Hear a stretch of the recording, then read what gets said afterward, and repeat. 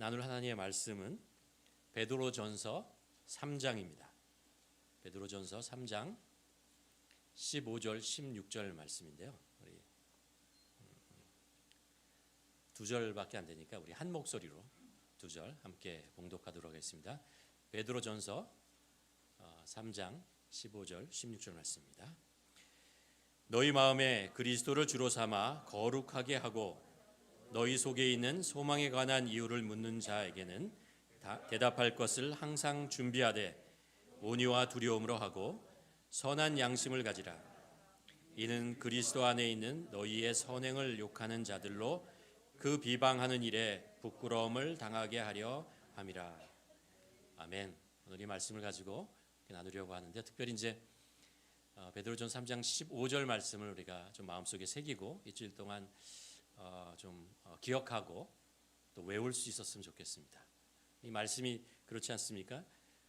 너의 마음에 그리스도를 주로 삼으라라는 말씀과 거룩하라라는 말씀과 그리고 우리 안에 있는 이 소망이라는 거 있잖아요. 이 소망의 이유를 묻는 사람에게 우리가 대답할 수 있는 준비를 하라라는 그런 베드로 사도의 이제 메시지를 우리가 담고 있습니다.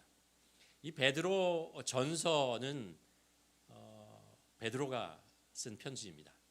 누구를 대상으로 하는 거냐 하면은 그 당시에 그리스도인들이잖아요. 그리스도인들이 이 예루살렘에 있었던 것이 아니고 이제 스데반 순교 이후에 핍박을 당하고 여러 가지 일로 인해서 그리스도인들이 세계 곳곳으로 나가게 되고 또 가는 곳마다 이제 복음을 전하고 교회가 세워지고 뭐 이런 일들이 생기게 되는 거죠. 그래서 이 베드로 전서는 이 세상에 흩어져 있는 그리스도인들에게 그 모든 그리스도인을 향해서 전하고 있는 메시지입니다. 베드로전서 이제 1장 1절에 보면 이런 말씀을 하고 있습니다.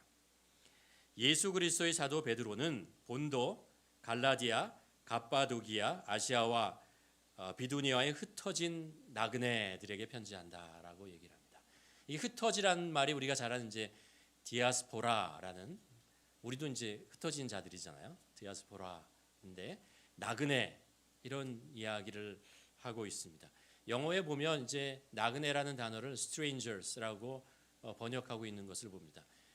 그러니까 나그네 인생이라는 것이 우리가 어느 지역에 살게 되면 그것이 고향이 아니잖아요. 그러니까 그곳에서 이방인처럼 낯선 사람처럼 살아가게 되는 그런 사람들이다. 흩어져서 그 땅 속에서 나그네와 같이 살아가는 자들, 그리스도인들이라고 얘기를 합니다. 인생을 그 나그네라고 노래한 것처럼 예수님께서도 한때 이런 말씀을 하셨죠. 여우도 굴이 있고 공중의 새도 거처할 것이 있으되 오직 인자는 머리 둘 곳이 없다. 우리 예수 그리스도의 고향이 어디였을까요? 예수 그리스도에게 이 땅에서의 그 삶은 이곳은 어떤 곳이었을까라고 생각하면 이곳은 예수님의 고향이 아닙니다. 이곳에 목적이 있어서 오셨고 여기서 사역을 하셨고 그리고 33년의 시간을 보내시고 원래 고향으로 아버지의 나라로 가신 것을 우리가 알 수 있습니다. 이민자인 우리들에게는 이 말이 무엇인지 이렇게 마음에 딱 와 닿습니다. 우리가 살고 있는 이 땅이 우리의 고향이 아니라는 것을 알고 또 팬데믹으로 인해서 우리가 원할 때 고향을 가는 것, 한국으로 가는 것이 그렇게 자유롭지 않은, 그래서 뭔가 고향이 있잖아요. 한국이 마음만 먹으면 갈 수 있는 것이라고 생각했던 곳이 실제적으로 더 먼 곳, 더 멀다는 그 느낌을 받으면서 우리가 나그네구나, 이방인이구나 라는 생각을 하게 됩니다. 아브라함이 본토 친척 아비 집을 떠나잖아요. 그래서 가나안 땅에 이렇게 정착하게 됩니다. 근데 아브라함의 삶을 보면요, 한 번도 고향을 돌아가지 않아요. 그 긴 시간 동안에 한 번도 고향으로 돌아가지 않고 가나안 땅에서, 또 피난 때문에 이집트로 간 경우는 있지만 가나안 땅에 있었던 것을 압니다. 아브라함이 자기의 아들 이삭의 며느리를 구하려고 할 때도 그의 종을 보내서 고향을 보내죠. 자신은 가지 않고 그 가나안 땅에 그냥 있었던 것을 같습니다. 그 자신의 고향, 뭐 갈대아 우르까지 안 가도 하란까지만 가도 그의 형제가 있었고 아는 사람들이 많이 있었는데 아브라함은 그렇게 자기 고향으로 가지 않은 것을 볼 수 있습니다. 아브라함이 성경에 보면 고향으로 가지 않은 이유가 있습니다. 그것은 자기가 지금 살고 있는 그 땅, 이방인이라고 할 수 있는 그 낯선 땅이라고 하는 곳이 사실은 하나님께서 아브라함의 자손에게 준 약속의 땅이고 하나님의 땅이라는 것을 그는 믿었기 때문에, 그것이 하나님의 뜻이라는 것을 알았기 때문에, 그리고 그가 고향으로 돌아가는 순간 자기의 마음이 연약해질까 봐, 그의 아들인 이삭이 고향으로 갈 때 고향에서 정착해 버릴까 봐, 이 땅이, 여기 가나안 땅이 우리의 고향이야 라고 그것을 가르쳐 주기 위해서 그의 아들도 고향으로 돌아가지 못하도록 만들죠. 인생을 뒤돌아보지 말라라는 것입니다. 하나님이 원하시는 길로, 하나님이 이끄시는 길로 앞으로 향해서 계속 나가야 한다는 것을 가르쳐 주고 있습니다. 예루살렘에서 시작된 초대교회의 제자들 핍박을 당하고 세계 곳곳으로 이제 나가게 됩니다. 오늘 본문에 나온 이 지역, 그 1장 1절에 나오는 지역들이 소아시아에 있는 그 지방들이죠. 이 그리스도인들은 소아시아뿐만 아니라 그 아프리카의 북쪽에서도 가서 살아야 했고, 그리고 그리스, 마게도니아, 로마, 동쪽으로는 또 다른 곳으로, 정말 세계 곳곳으로 로마에 길이 있었던 곳이라면 어디든지 가서 살았습니다. 여러분, 고향을 떠나서 사는 것이 어렵죠. 근데 가만 생각해 보면요, 고향을 떠나서 산다는 것이 우리들에게 뭔가 한 가지 분명한 장점이 있는 것 같습니다.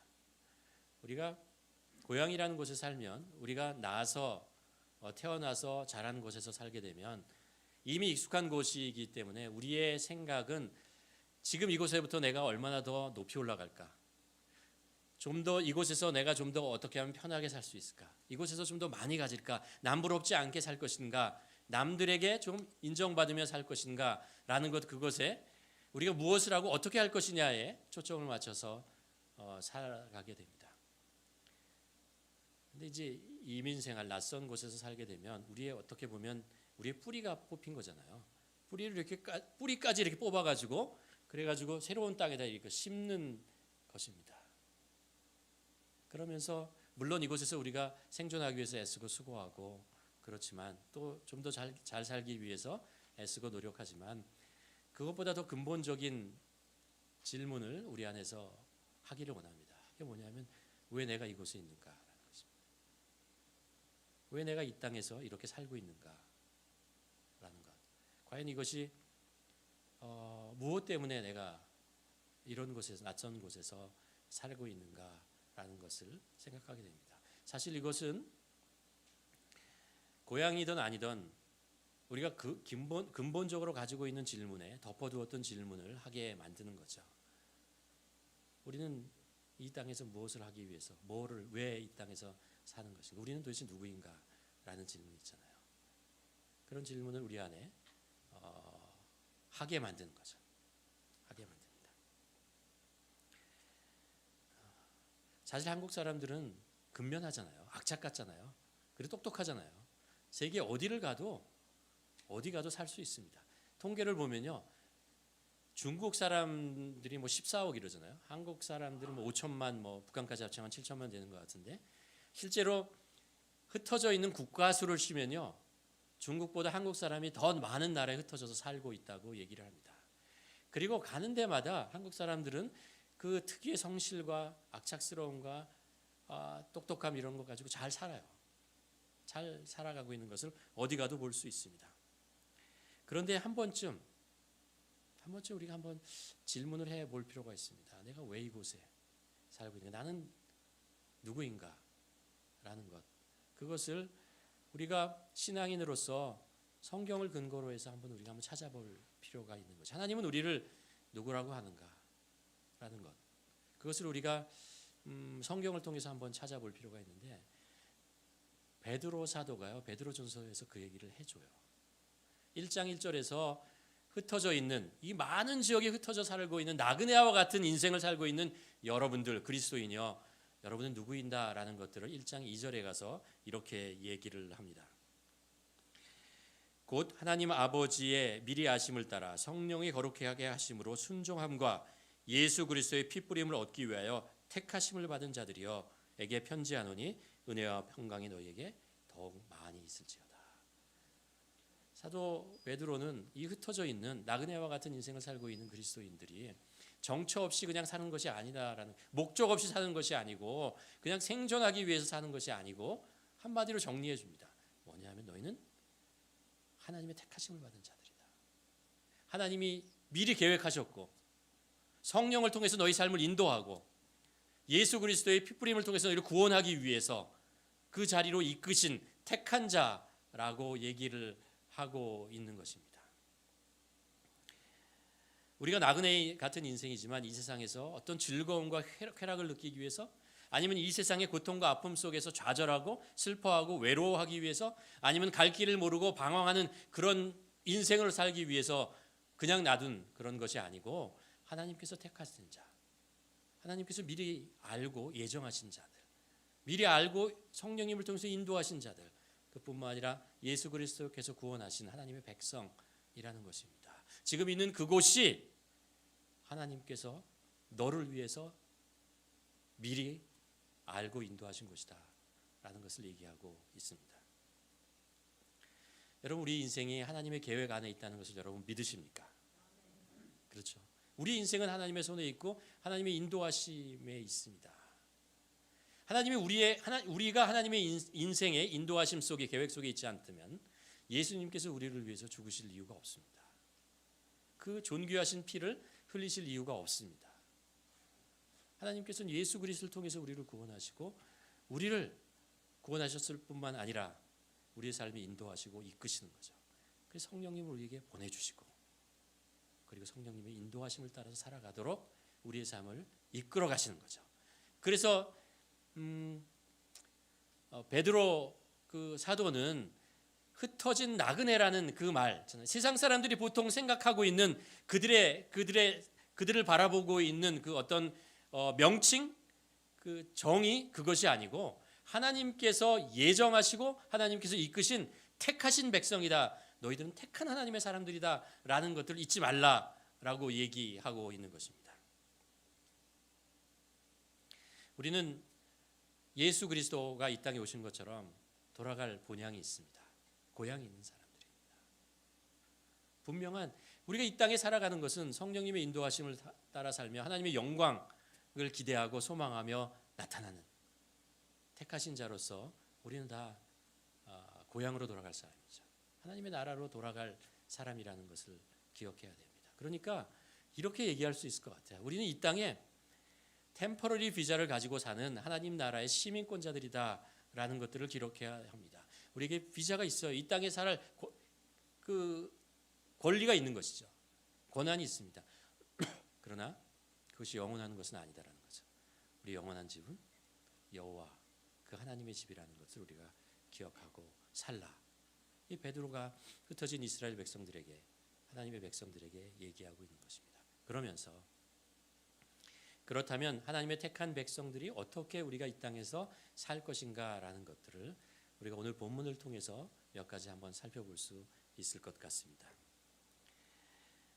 오늘 3장 15절에 보면 이렇게 얘기하죠. 너희 마음에 그리스도를 주로 삼아 거룩하게 하고 너희 속에 있는 소망에 관한 이유를 묻는 자에게는 대답할 것을 항상 준비하여 온유와 두려움으로 하고 라고 얘기합니다. 하나님의 택한 자로서 우리가 있는 그 땅, 흩어져 있는 그 땅 속에서 우리는 첫 번째 어떤 모습으로 살아가야 하느냐? 그리스도를 주인으로 모시고 살아야 된다는 것입니다. 사도 베드로가 이 이야기를 한 이유가 있어요. 왜냐하면 그 흩어진 백성들, 하나님의 백성들이 살고 있는 그 땅의 사람들은 주인을 누구라고 했냐면은 로마의 황제를 주인이라고 고백하는 그 시대에 살고 있었기 때문에 그렇습니다. 주인이라고, 로드라는 말 자체가 그 당시에는 일반적으로 모든 사람, 대부분의 사람들이 로마의 황제를 지칭하는 말이라는 것을 다 알고 있었어요. 이 세상의 중심은 로마의 황제이고 모든 통치는 로마의 황제의 입에서 나오는 것이다라고 했습니다. 그래서 우리가 복음이라고 하는 굿뉴스라고 하는 것이 그 이반겔리온이라고 이런 그 원어의 뜻이요. 그 당시에는 뭐냐 하면은 로마의 황제가 전해주는 기쁜 소식이라는 뜻이었어요. 그래서 로마의 황제가 영토를 확장했다. 로마의 황제가 이 백성들에게 선물을 준다. 로마의 황제의 후계자가 생겼다. 뭐 이런 소식들이 기쁜 소식이라는 거예요. 그게 그 뉴스였습니다. 모든 것이 로마의 황제를 중심으로 돌아가고, 그리고 로마의 황제가 유일한 숭배의 대상이라는 것이고, 모든 사람들이 로마 황제의 인정을 받기 위해서 살고 있었던 그 시대의 그거죠. 그리고 그리스도인들도, 하나님의 백성, 택한 백성도 바로 그런 땅에서 살고 있었던 그런 때였습니다. 그때에 베드로 사도가 과감하게 그렇게 얘기하는 거죠. 아니다라는 것입니다. 여러분들의 주인은 그리스도, 그분이십니다 라고 얘기하고 있는 것입니다. 가만 생각해 보면 오늘 본문에서 그리스도를 주인으로 삼아라고 얘기를 하잖아요. 이게 우리는 압니다. 하나님이 우리의 주인이라는 얘기를 하죠. 성부 하나님, 성자 예수 그리스도, 그리고 성령 다 삼위일체 하나님입니다. 근데 베드로 사도가 특별히 그리스도, 예수 그리스도를 주인으로 삼는다 하는 것은 이렇게 생각할 수 있을 것 같아요. 베드로 사도는 예수님을 잘 알거든요. 예수 그리스도가 이 땅에 있을 때 같이 3년 반 공생의 동안에 바로 옆에서 예수 그리스도와 동행했고 동거했던 사람이기 때문에 예수 그리스도를 주인으로 삼는다는 것이 얼마나 좋은 것이라는 것을 알아요. 피부로 경험했던 것이기 때문에 이게 뭐 어떤 지식으로 얻은 것이 아니고, 누가 전해줘서 그런 것이 아니고, 베드로는 알아요. 예수 그리스도와 함께 있었고, 예수 그리스도와 같이 지내고, 예수 그리스도의 말씀을 배우고, 예수 그리스도 행하신 일들, 예수 그리스도의 성품들, 예수 그리스도께서 하셨던 그 놀라운 일들을 다 경험하셨기 때문에 예수 그리스도 옆에 있는 것, 예수 그리스도로 함께 있는 것이 얼마나 큰 축복이라는 것을 압니다. 그분이 나의 주인이라는 것이 너무 기쁘고 감사하고 감격이고 특권이라는 것을 알고 있었죠. 그래서 특별히 여기서 콕 집어가지고 얘기하고 있는 것입니다. 그리스도를 주인 삼은 자, 우리가 그렇게 살아야 한다는 것입니다. 사실 우리 인간은요, 아까 로마 황제에 대한 이야기를 했지만 다른 세상에 있는 사람들이 주인인 것처럼 살잖아요. 세상에 있는 어떤 권력, 힘, 이것이 나의 주인인 것처럼 그것을 의지하고 그것을 바라보고 그것에 잘 보이기 위해서, 인정받기 위해서 애쓰고 수고를 하면서 살아갑니다. 우리가 요즘 러시아 푸틴이 우크라이나를 이제 침공한 사건을 계속해서 정말 현장 속에 우리 실시간으로 그 소식을 듣고 있잖아요. 푸틴이 우크라이나를 침입하면서 한 말이 있습니다. 국익에 위반되는 것은 어떤 것도 용납할 수 없다. 그러면서 이제 우크라이나를 침공하는 것입니다. 모든 세계가 러시아를 중심으로 돌아가야 된다는 것입니다. 아니, 푸틴을 중심으로 돌아가야 된다는 것이죠. 푸틴이 생각하는 그런 세계가 이 세상에서 이루어져야 되고 만들어져야 된다라고 생각하고 있다는 것을 알 수 있습니다. 근데 이거 가만 생각하면서 제가 가만히 있어봐. 그러면 만일 북한의 이제 지도자가 바뀌어가지고 남한이나 아니면 미국 쪽에 뭐라 그러죠? 그쪽에 붙는다고 하면은 중국도 저렇게 할 건가? 쟤네들은 원래 우리 건데, 우리와 친구인데 왜 돌아서는 거야? 그리고 내가 침입하겠다, 이렇게 얘기할 수 있는 건가? 라는 생각을 하게 되는 것이죠. 사람들이 얼마나 자기중심적으로, 모든 사람들이 그렇잖아요. 자기중심적으로. 내가 주인이라고 하는 의식은요, 이런 두 가지 의미를 가지고 있다는 것을 알 수 있습니다. 하나는 지배한다라는 의미이고요, 중심이다라는 의미입니다. 그러니까 내가 주인이 나를 지배하는 거죠, 그렇죠? 그것을 우리는 주인이라고 부르지 않습니까? 그런데 가만 생각해 보면요, 모든 사람들이 자신을 주인이라고 생각합니다. 무슨 의미냐 하면은 모든 사람들이 세상이 나를 중심으로 돌아가야 된다라는 것입니다. 나의 이익과 나의 안정과 나의 모든 것을 보장해 주어야 한다라고 생각하는 것이죠. 그것이 성경에서 말하는 주인이라는 의식을 가지고 살아간다는 것이죠. 베드로 사도는 지금 얘기하고 있는 것이 그것입니다. 우리의 주인은 누구라고요? 예수 그리스도죠. 우리는 예수 그리스도의 말씀을 따라 사는 것이고 예수 그리스도께서 우리의 생명을 보존해 주시는 분입니다. 우리의 생명을 지켜주시는 분이고 우리의 인생을 이끄시는 분이라는 분인 것입니다. 그리고 또한 그분이 나의 중심이에요. 그러니까 예수 그리스도에게 하나님 예수 그리스도에게 영광이 되는 것이 내가 사는 삶이에요. 예수 그리스도 이름이 높여지는 것 그것이 내 삶의 목표이고 나의 즐거움이고 나의 기쁨이라는 거죠. 세상 사람들이 예수 그리스도를 알아가고 예수 그리스도가 베푸시는 은혜와 사랑을 알고 예수 그리스도가 주시는 그 생명을 누리는 것 그것이 나의 기쁨이고 나의 삶의 의미이고 그리고 내가 세상을 살아가는 동기가 되어진다라는 것입니다. 그것이 예수 그리스도가 나의 주인이라는 의미를 가지고 있는 것이죠. 여러분 그러십니까? 여러분의 주인은 누구이십니까? 여러분 누구를 주인 삼아서 살고 계십니까? 세상 사람들은 나를 지배하지 못해 라고 얘기하면서 내 마음속에 그래도 중심은 나야 라고 생각한다면 주인은 예수 그리스도가 아니고 내가 여전히 주인으로 가지고 있는 것이죠.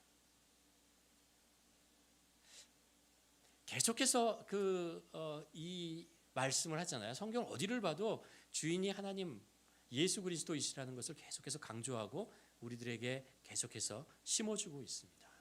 이것이 어떻게 보면 우리 신앙의 우리 인생의 가장 파운데이션이죠. 기본입니다. 이것을 잘 닦아놓으면 이것이 잘 세워져 있으면 그 위에 인생이 참 잘 세워질 수 있어요. 견고하게 세워질 수 있습니다. 주인이 예수 그리스도이시라는 것을 우리가 분명히 마음속에 간직하고 그것을 토대로 해서 우리가 우리의 인생을 세워나간다면 우리 인생은 흔들리지 않는 것이죠. 그래서 사도 베드로가 흩어져 있는 그 백성들에게 말씀하고 있는 것입니다. 택한 자들이여 예수 그리스도가 여러분의 주인이심을 인정하십시오. 고백하십시오. 기뻐하십시오 라고 얘기합니다. 여러분 정말 우리도 예수 그리스도가 우리의 주인이심, 우리의 중심이신 것을 기뻐하시기를 주님의 이름으로 간절히 축원합니다. 또 하나 이어서 말씀하고 있는 것이 뭐냐면 예수 그리스도가 우리의 주인이라면 우리는 두 번째가 뭐예요? 거룩하게 살아야 된다는 거예요. 거룩이라고 하는 것은 구별된 삶이라는 의미잖아요. 세상과 구별되어 사는 삶을 살아야 한다라는 것들을 가르쳐 주고 있는 것입니다. 여러분 주인이 바뀌면 삶이 바뀔 수밖에 없습니다. 주인이 바뀌었는데 여전히 이전 주인을 그리워하고 이전 주인의 시키는 대로 산다면 그것은 사실은 주인이 바뀐 것이 아니죠. 우리가 예수 그리스도를 믿고 주인이 나에서 세상에서 예수 그리스도로 바뀌었다면 우리의 삶도 바뀌어야 하는 것입니다. 우리가 지금 살고 있는 땅은 바벨론에 살고 있던 다니엘과 세 친구들처럼 세속적이고 우상을 섬기고 있는 그 땅이 맞아요. 흩어져 있던 이스라엘 백성들, 하나님의 택한 백성들이 살고 있었던 로마의 황제를 숭배하고 로마의 법이 지배하는 그 땅에 살고 있었던 것이 맞아요. 그러나 우리는 우리의 주인이 그들이 아니기 때문에 세상이 아니기 때문에 하나님이시기 때문에 예수 그리스도이기 때문에 우리는 그들과 다르게 살 수밖에 없습니다. 이게 거룩하게 산다는 뜻이죠. 우리는 그들과 다르게 살아야 합니다. 우리는 어떻게 다르게 사느냐? 우리는 성경 말씀대로 사는 것. 그것을 지켜 나가자라는 거죠. 때때로 있잖아요. 그런 것 같아요. 우리가 그리스도인이면서 세상 사람들과 달라지는 것을 두려워하는 것 같아요. 그래서 세상 사람들과 비슷하게 살려고 동일하게 살려고 그들을 닮아가려고 애쓰면서 사는 것은 아닌가라고 생각합니다. 그들이 세상에서 살아가는 방법, 그들이 세상에서 경제적인 활동을 하는 방법, 그들이 세상에서 사람들을 대하는 방법과 나도 동일하게 따라하려고 합니다. 구별되는 것이 싫어요. 요즘처럼 그 반기독교적인 사상이 팽배되는 문화 속에서 살고 있을 때는 더욱더 우리가 예수 그리스도를 믿는다는 것 때문에 구별되어진 모습으로 다른 모습으로 보여지는 것을 걱정하는 것 같아요. 자꾸 이렇게 동화되어 가려고 하는 것이 아닌가라는 생각을 하죠. 그러나 사실요, 이 베드로 시대의 그리스도인들이 그게 더 힘들었어요. 로마 시대의 그리스도인을 산다는 것은 지금과 상상할 수 없을 정도로 정말 어려운 과제였고 힘든 상황 속에서 놓여 있었다는 것이죠. 그들에게 베드로가 얘기합니다. 그렇지만 여러분의 주인은, 우리들의 주인은 예수 그리스도이기 때문에 우리는 구별된 삶을 살 수밖에 없습니다. 그렇게 살아야 하는 것입니다.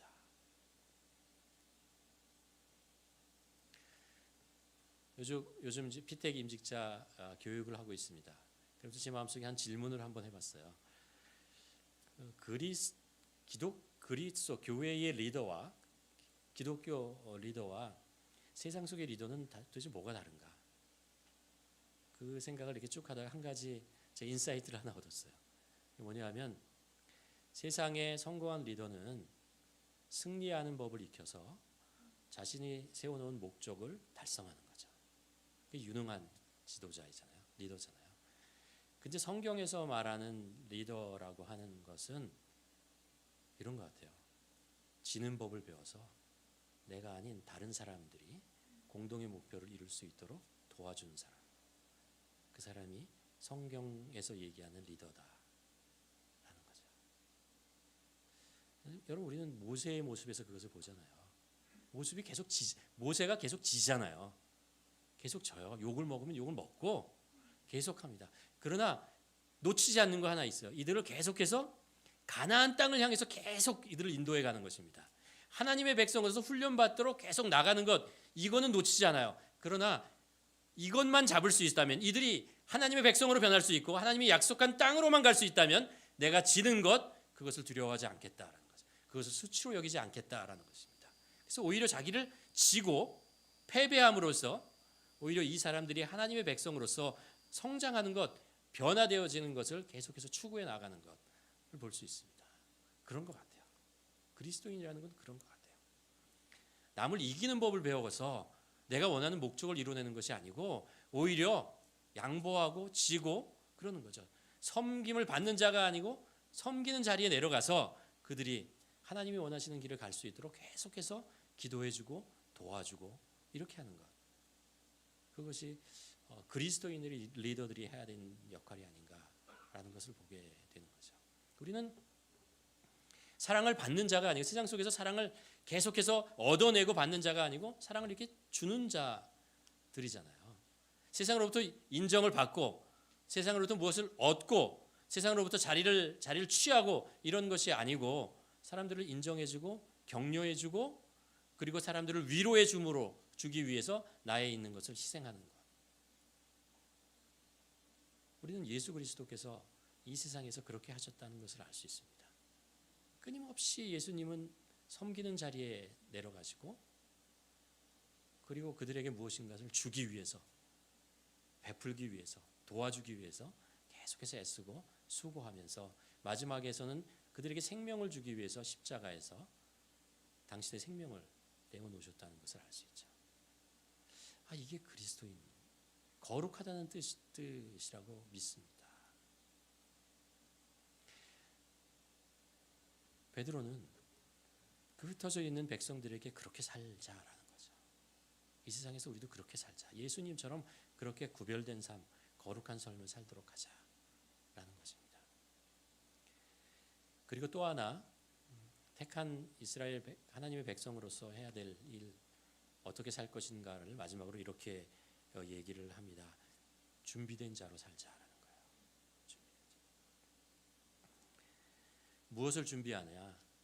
예수 그리스도를 증거하는 준비를 하자라고 얘기합니다. 오늘 본문에 보면 너희 속에 있는 소망에 관한 이유를 묻는 자들에게는 대답할 것을 항상 준비하라. 소망, 산 소망이, 베드로전서를 읽으면 산 소망이라는 일이 계속해서 반복해서 얘기하거든요. 이 소망이냐 뭐냐면 예수 그리스도께서 우리를 구원하셨다라는 거예요. 우리가 하나님의 택한 백성이 되고 하나님의 자녀가 되었다라는 것이고 우리는 고향으로, 본향으로 가는 사람들이다라는 것입니다. 이게 우리의 소망이다라는 것입니다. 이것에 대해서 이제 사람들이 물어보는 거죠. 우리가 그리스도인이라는 단어가 생긴 것이 안디옥이잖아요. 안디옥이 이방 땅이었는데 이스라엘 그 예수 그리스도를 믿는 사람들이 안디옥에 가서 교회를 세우죠. 복음을 전하고 그들이 만나는 곳에마다 예수 그리스도에 대한 이야기를 하고 증거를 하고 예수 그리스도를 자랑하고 그러니까 거기 주위에 있는 사람들이 그들을 향해서 그렇게 얘기하는 거죠. 저들이 그리스도 같은 사람인가 보다라고 얘기해서 크리스찬이라는 뜻입니다. 약간 비아냥거리는 의미도 있죠. 예수 쟁이구나라는 의미를 가지고 있지만 그들은 계속해서 예수 그리스도가 누구인가를 얘기해 주는 사람들이었다라는 것입니다. 무슨 얘기예요? 그들이 예수 그리스도가 누구인지 알았다는 거예요. 예수 그리스도가 어떤 분이라는 것을 분명히 알고 있었기 때문에 예수 그리스도를 주위에 있는 사람들에게 전할 수 있는 것이죠. 제가 너무 당연한 얘기를 하나요? 여러분도 예수 그리스도가 누군지 아십니까? 그렇다면 여러분 예수 그리스도를 전하십니까?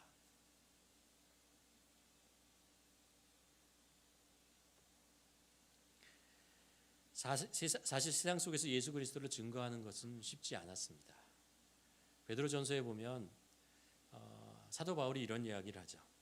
우리는 십자가에 못 박힌 그리스도를 전하니 유대에게는 꺼리끼는 거라는 거예요. 잘 안 받아들이는 내용이고 이방인에게는 미련한 것처럼 들린다. 잘 안 된다는 거죠. 사람들이 이거를 이렇게 와 하고 이렇게 받아들이지 않는다는 거예요. 그들이 가지고 있던 사회 그 시대적인 상황과 그들이 가지고 있는 사고 방식 속에서 하나님의 아들이 이 땅에 와서 죄 많은 인간들을 위해 십자가에 못 박혀 죽으시고 부활하셨다. 이야기들이 상식적으로 받아들이기 어려운 그런 이야기다라는 것입니다. 그리고 그것을 조롱하기도 하고 비난하기도 한다라는 거예요. 쉽지 않은 상황 속에 있다라는 이야기입니다. 그러나 이것이요 그들에게 생명을 주는 것이기 때문에 그들의 삶을 완전히 변화시키고 새롭게 할 수 있는 그 생명의 말씀이기 때문에 그래도 전해야 된다는 거죠. 그래도 전해야 된다는 것입니다. 우리가 나만 구원을 받고 끝날 것이 아니고 나만 하나님의 은혜를 경험하고 기뻐할 것이 아니고 하나님이 주시는 축복을 그 은혜를 내가 감사하며 끝날 것이 아니라는 것입니다. 이것을 누군가에게 옆에 있는 사람들에게 계속 전하는 것, 그것을 하라라는 건데 이 베드로 사도는 그거를 어떻게 좀 더 구체적으로 강조하냐 하면 이런 거예요. 네가 만일 예수님에 대한 이야기를 하면 그 사람들이 무슨 얘기야? 라고 질문을 할 거라는 것입니다. 좀 더 자세히 해봐. 이런 의문이 있는데 이것은 어떻게 해석할 거야? 질문을 한다는 것이에요. 의문을 가지고 질문을 하고 반문을 한다는 것입니다. 그렇게 나왔을 때 그냥 무조건 믿어. 이렇게 얘기하라는 게 아니라는 거예요. 항상 준비하고 있으라는 거예요. 그 소망에 대한 근거에 대해서 질문을 할 텐데 그것에 대해서 뭐라고 대답할지를 잘 연구하고 생각하고 배우고 훈련해서 대답할 수 있는 사람이 되라는 것입니다. 거기까지 가라라는 것이죠. 그 베드로 사도가 택한 백성들에게 얘기하고 있는 것입니다. 여러분 그렇잖아요. 우리가 뭐 사람들이 세상에 나가서 예수님에 대해서 얘기할 때 우리가 대답이요 정말 어떻게 해야 되죠? 성경적이어야 됩니다. 내 철학이나 내 사상이나 이런 것 얘기하기 전에 정말 성경에서 뭐라고 예수님을 얘기하는지에 대해서 우리가 분명히 알고 그것을 정확하게 전할 수 있어야 하는 거죠. 그리고 또 논리적이어야 됩니다. 요한복음에 보면 하나님의 말씀이 육신이 되어서 이 땅에 왔다 그러잖아요. 그 말씀이라는 것이 그 로고스라는 단어를 이제 헬라어 단어를 썼잖아요. 로고스라는 게 지성, 이런 거, 논리 이런 뜻이잖아요. 그러니까 우리가 하나님을 예수 그리스도를 전할 때 그것을 잘 설명할 수 있는 논리적인 근거를 가지고 연구하고 그리고 배워서 전할 수 있어야 한다라고 얘기하는 것이죠. 또 우리가 세 번째는 예수님에 대해서 우리가 전할 때요. 반문을 할 때 우리는 그것을 경험적으로 얘기할 수 있어야 됩니다. 예수님이 이 땅에 오신 분이고 베드로가 고백하는 것처럼 예수님을 경험했던 사람들입니다. 우리도 삶 속에서 성령님이 함께 계시기 때문에 예수 그리스도가 어떤 분이신지를 경험해요. 어떻게 하나님께서 우리를 지켜주시고 어떻게 하나님께서 우리를 구원하시고 어떻게 성령님께서 우리를 인도하시고 그리고 지혜를 주시고 치유하시고 회복하시냐라는 것을 알아요. 그러니까 우리의 복음은 경험적이어야 된다는 거예요. 분명히 경험이 있습니다. 또 하나는 우리의 복음은요, 확신을 가지고 전해야 됩니다. 확신만이 확신을 낳는다고 그러죠. 이 복음이 나를 구원했습니다. 나를 변화시켰습니다. 내가 변한 근거이고 증거입니다. 라는 것, 내 속에서 일어나고 있는 일에 대한 확신을 가지고 있어야 됩니다. 확신이 없이 어떻게 복음을 전할 수 있겠어요? 분명한 확신을 가지고 있어야 됩니다. 또 하나, 우리가 전하는 이 복음은요, 선한 양심, 오늘 본문에 보면 선한 양심이라는 이야기를 하는데 온유와 두려움으로 하라 라고 얘기를 하잖아요. 온유와 두려움으로 하라. 겸손하게 전해야 됩니다. 복음은 교만할 수가 없는 거잖아요. 복음의 핵심 내용이 겸손이잖아요. 죽을 수밖에 없는 우리를 구원하신 것이고, 그래서 우리가 말하는 행동이나 전하는 것이 모두 다 온유와 두려움으로 겸손한 마음으로 전해야 됩니다. 그럼 때때로 우리가 복음을 전할 때 사람들의 얘기가요, 우리가 대답할 수 없는 것을 질문할 때도 있어요. 그럼 모른다고 대답해야 됩니다. 내가 그 부분은 잘 모르겠습니다. 내가 아는 것만큼 전하는 것이지 모르는 것 가지고 자꾸 우겨서 싸우지 마시라 라는 거죠. 모르면 모르는 것이고, 다시 연구하고 기도하며 또 배워서 또 전할 수 있는 것이죠. 겸손해야 된다는 것이죠.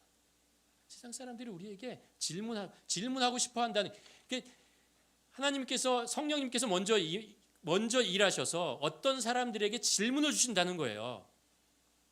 질문을 주신다는 거예요. 그럴 때 우리가 그것에 대해서 답할 수 있는 그런 준비를 하는 자가 되어야 한다는 것이죠. 우리가 제자 훈련을 합니다. 그렇죠? 그래서 우리가 말씀을 배우죠. 성경을 배워야 하는 것이고 제자 훈련을 해야 되는 것이고, 그것을 우리가 귀로만 듣고 흘릴 것이 아니랍니다. 그냥 감동을 받고 그리고 은혜를 받았다라는 것으로 끝날 것이 아니라는 것입니다. 제자라는 것은 무엇입니까? 선생님이 얘기하는 것을 다 이해하는 것입니다. 그것으로 끝나는 것이 아니죠. 그 말씀을 다른 사람에게 가르칠 수 있는 자가 되는 것이 제자이죠. 우리가 제자가 된다는 것, 말씀을 본다는 거에 어떤 바를 좀 높여야 할 필요가 있다고 생각을 합니다. 나만 이해하고 나만 감동받고 나만 됐어 구원받았어, 이게 끝나면 안 된다는 것입니다. 이 복음이라고 하는 것은 불과 같아서 내 안에 가만히 있을 수가 없는 거예요. 옆에 있는 사람에게 전도되어야 된다는 것이죠. 전해져야 한다는 것입니다. 복음에는 능력이 있습니다. 그렇죠? 생명을 살릴 수 있는, 그게 유대인일 수 있고 이방인일 수 있고 남녀노소 가리지 않고 모든 사람들을 살릴 수 있는 하나님의 능력이라는 확신을 가지고 있잖아요. 복음을 전해야 되는데, 복음을 전할 수 있는 어떤 실력이 돼야죠. 실력이 돼야 됩니다. 우리가 제자 훈련을 하는 것, 3년 반 동안 예수님께서 제자들을 키우신 이유, 예수님이 제자들을 구원할 수 있는 방법은 쉬워요. 한마디면 돼요. 네가 나를 믿느냐, 내가 너를 구원자인 것을 믿느냐, 이 한마디면 끝나는 거였어요. 3년 반 동안 그들을 예수님의 제자로, 실력 있는 자로 키워나가시는 것입니다. 그리고 제자들은 예수님과 동행하며 삶을 속에서 그것을 배운 거죠. 그리고 실패도 했지만 조금씩 성장하면서 제자가 된 거죠. 예수님 말씀을 배울 뿐만 아니라 그것을 전할 수 있는 사람, 증거할 수 있는 사람이 되는 것입니다. 되어 가는 것입니다. 우리도 마찬가지입니다. 우리도 우리 주위에 있는 사람들에게 복음을 전할 수 있는 실력 있는 사람이 되어야 합니다. 그게 하나님이 원하시는 것이고, 성령님이 우리 안에 계신 이유이고, 성경이 우리 안에 있는, 여기 우리에게 주어진 이유이고, 교회가 존재하는 이유이기도 합니다. 저희가 아까 이제 몇 주 동안 계속 광고를 드렸는데, 제자 훈련에 대한 광고를 계속해서 드렸잖아요.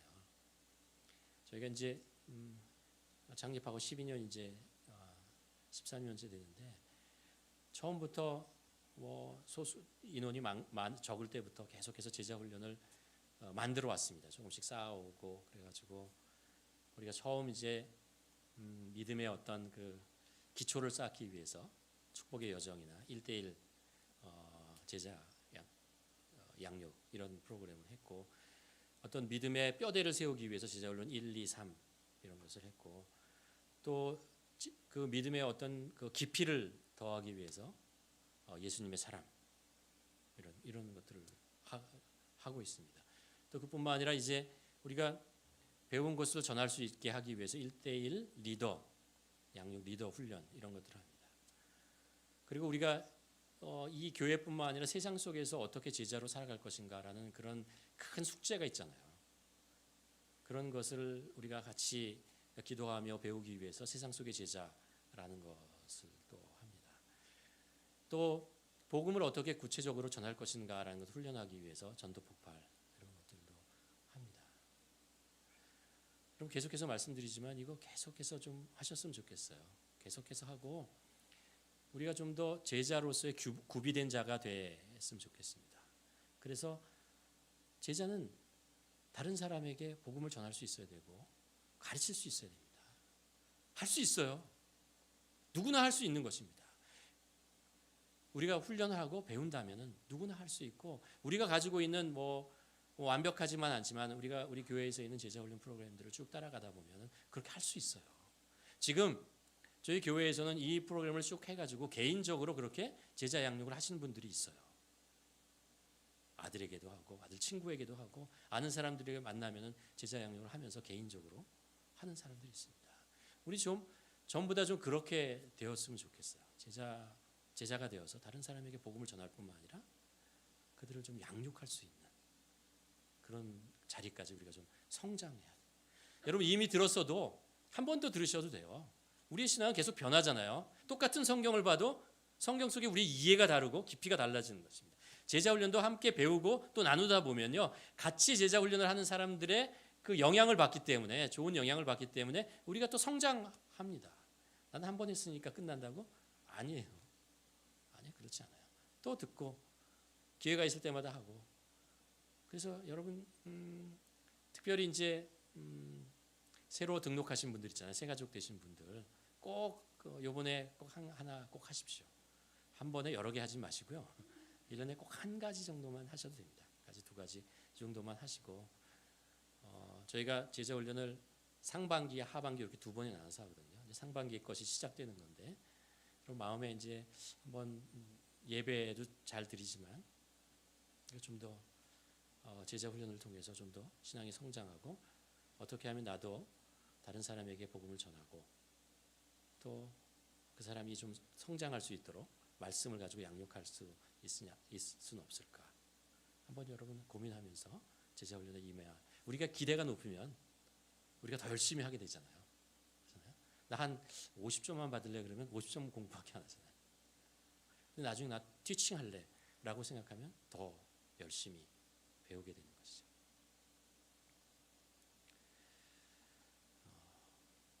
우리 신앙이 이렇게 좀 연약해질 때가 언제냐 가만 생각해 보면요, 그런 것 같아요. 우리의 태도가 수동적이 되어갈 때, 우리 신앙에 대한 태도가 수동적으로 되어갈 때, 그럴 때 우리의 신앙도 점점 좀 약해지는 것 같습니다. 누가 얘기하면 듣고, 누가 말하면 듣고, 하라고 하면 하고, 이럴 때 우리는 약해지지만, 우리가 좀 더 신앙을 좀 더 능동적으로 생각하면 하나님이 나를 뭘 원하실까 질문해 보면서 좀 더 우리의 신앙을 좀 더 능동적으로 나가다 보면 그때 우리가 성장하는 거죠. 우리 자녀들 보면 알잖아요.